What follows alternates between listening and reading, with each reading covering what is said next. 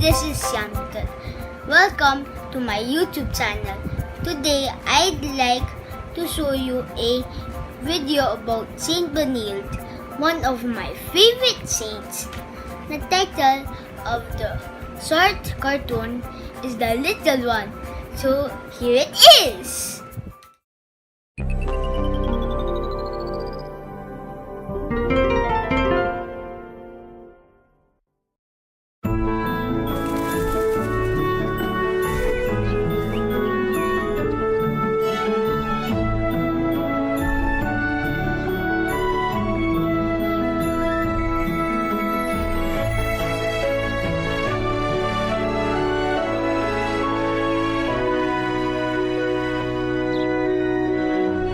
Today, when you hear the name Benilde, a Lasallian school may spring to mind. But who was the man himself?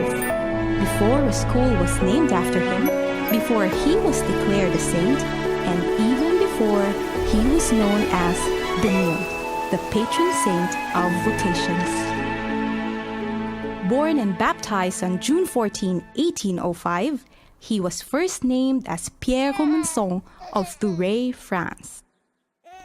He was the second son of Jean Romancon and Anne Choty. Young Pierre's childhood was split between helping his father and older brother in the fields and learning what his mother had to teach her children.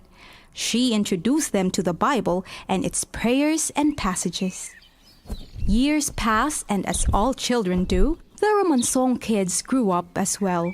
Pierre grew up too, but not that much. But this never really troubled him. It was learning and studying that occupied his mind on most days. He received his first Holy Communion when he was 12, strengthening the faith his mother instilled in him. It was a year later when Pierre's faith played a big role in a decision that shaped the rest of his life. I was amazed to find them praying, even in the noisy crowd. Their devotion and discipline was inspiring. Seeing them made me want to be like them, a brother. Pierre soon made his decision known, but this news did not sit well with his father. We need you in the fields, Pierre. Your brother and I cannot do without you. But there was no talking Pierre out of it. He would become a brother. He asked his parents to at least let him study at a nearby Christian school in Riom. They agreed. At the end of his 16-month stay, he proved to be an excellent student, and with his teacher's recommendations, his parents let him pursue his chosen vocation. He was 14 when he was accepted into the novitiate. With his entry to the school, young Pierre was given the name Benilde, in honor of a Roman martyr in Cordova. Benilde now took his first step as a brother. Benilde applied himself to his studies and was soon ahead of his class. Though he was a great student, the brothers were concerned with his height. But this concern did not last. What he lacks in height, he compensated by patiently helping students who struggled. Even as a novice, he did ordinary things extraordinarily well. Near the time of his graduation, Benilde was called home because his mother died. 3 years earlier, his 2 younger sisters died merely a week apart. It was during this sad time at home that his father first pleaded to him.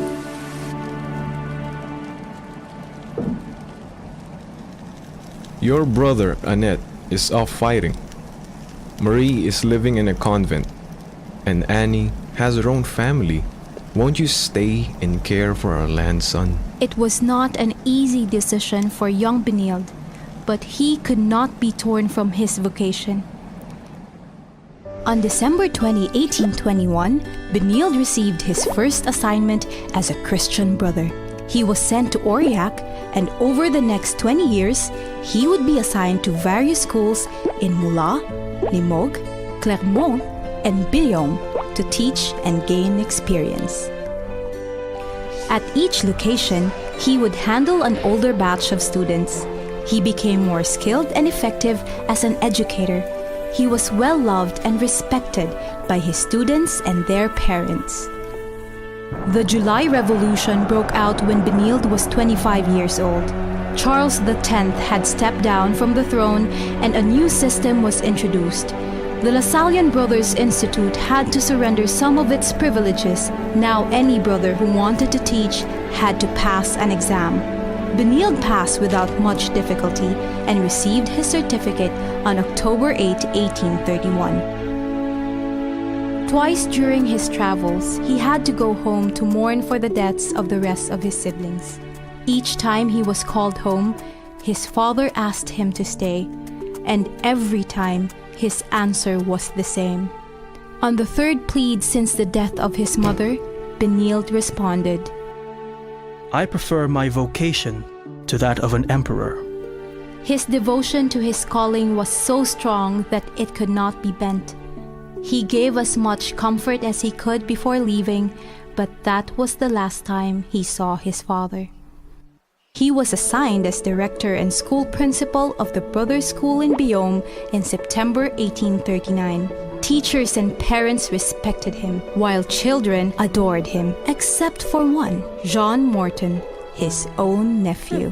They say that Jean had run away from school one day and found his way back to Thuray. It was Benilde's own father who brought Jean back to Biome with the intention to see his son. Unfortunately, Benilde had just left when they arrived. Brother Benilde, he just left for Sogue. I hear the brothers want him to open a new school there. Is that so? Opening a new school? They must think very highly of him. Oh yes, they do. Even here, no one is more well-loved or respected than Brother Benilde. He taught me how to read and write, and for that, I will always be grateful. It was on the feast day of Saint Michael the Archangel on September 1841 when Benilde arrived in Sogue with two brothers. It was a grand celebration, but contrary to what was agreed upon, the brothers arrived to find the school building incomplete and sadly lacking in furniture. It took an additional month to get things settled. When the school opened, there was a large influx of students. Each class included boys as young as 12, some 20, and some married with families. More brothers came to help handle the classes. One of them became very close to Brother Benilde. His name was Brother Nabor Victor, a big man with the strength to match, but he was at heart a gentle giant.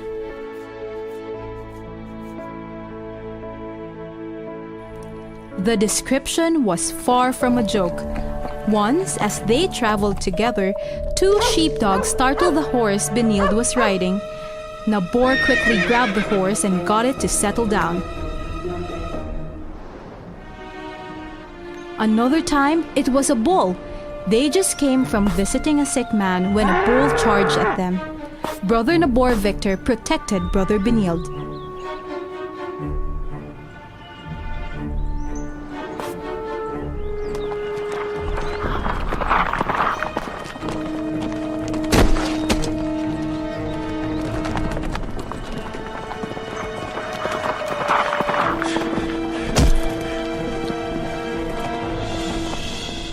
As thanks for saving his life, Benilde prayed for Nabor and became a great source of guidance in Nabor's life as a brother. Everyday matters of the school occupied Benilde's daily life. He taught classes, and there were times that his limit was tested. He sometimes had to turn a blind eye and pray just to calm himself. He was not known to ignore anyone who was willing to learn. One day, he was told about a deaf young man who wanted to receive his first communion. Benilde immediately studied sign language. Soon, the young man had learned all the prayers in order to qualify for the rite. Benilde's diplomatic handling of the town's financial controversy added to his reputation as a wise administrator, exceptional teacher, faith-filled catechist, helpful supervisor, strong disciplinarian, and exemplary religious. Overall, Benilde loved and was loved for his work as a school director. His efforts were not ignored. The mayor himself came to award him a medal during one of his classes and proceeded to repeat the ceremony through all the classrooms. The day was even announced as a holiday. Benilde would say, My only thought is to do my duty as best as I can. and it was the same expectation he applied to the brothers under his care. He was strict with them, but also very concerned. The best-known story was one about two brothers on their way back from taking their exams. The weather had turned harsh and delayed their return. They braved the storm the next day, only to find it worse. During this time, Benilde kept vigil and lit a light to guide the brothers home. When they arrived, they collapsed into Benilde's arms from sheer exhaustion. The quality of education he offered and the example of his life inspired hundreds of young men to the priesthood and religious life. It is claimed that more than 300 vocations to the brothers came out of Zog while he was there. During the school's early days, Brother Benilde taught and managed the school simultaneously. It was health and pressure which forced him to give up doing both at the same time. His rheumatism became more troubling as it started to cause paralysis in his left shoulder. A serious attack once left him speechless and unable to rise from a bed for a year, but it was in 1861 that a diagnosis of liver cancer spelled the end of his mission. Brother Benilde's last visit to the church was with Brother Narcisse Marie. On their way back, Benilde said, That is the last time someone will lead me to the church. The next time, they'll be carrying me in. The holy man passed away on August 13, 1862. The news of his death made many weep openly. Students vied for the honor of carrying his coffin. The whole town and countryside were there despite the storm. The people were composed of both rich and poor. Even the mayor was there.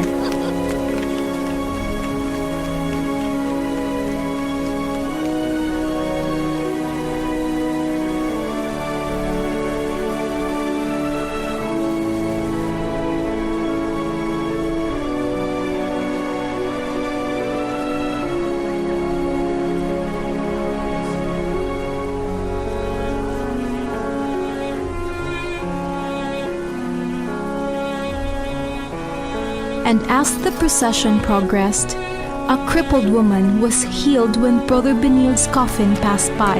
She was able to move her limbs and eventually walked with other people to the cemetery. Brother Benilde was buried on August 15, on the Feast of the Assumption. In 1958, he was beatified by Pope Pius XII. He was proclaimed Patron Saint of Vocations on October 29, 1967, becoming the first Christian brother after De La Salle to be given the honor. Inspired by the life of Saint Benilde, De La Salle College of Saint Benilde continues its journey towards an inclusive and innovative community. And just like Saint Benilde, each Benildian is called to do ordinary things extraordinarily well.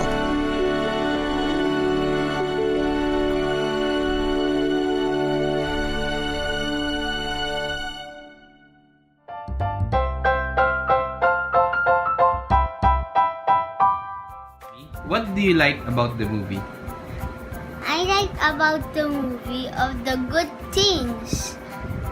Like he was showing the kids how to do it, like one thing was doing like this in a book, and Saint Benilde was helping him. I feel about the movie good, but in the last part sad. Why was it? Because in the last part, Saint Benilde died. All saints die. Yeah, you're correct. All saints died. Would you like to be a saint also? You don't wanna die? Thank you, viewers, for letting me answer your questions. And please like to my channel for more videos, and also please subscribe. Bye!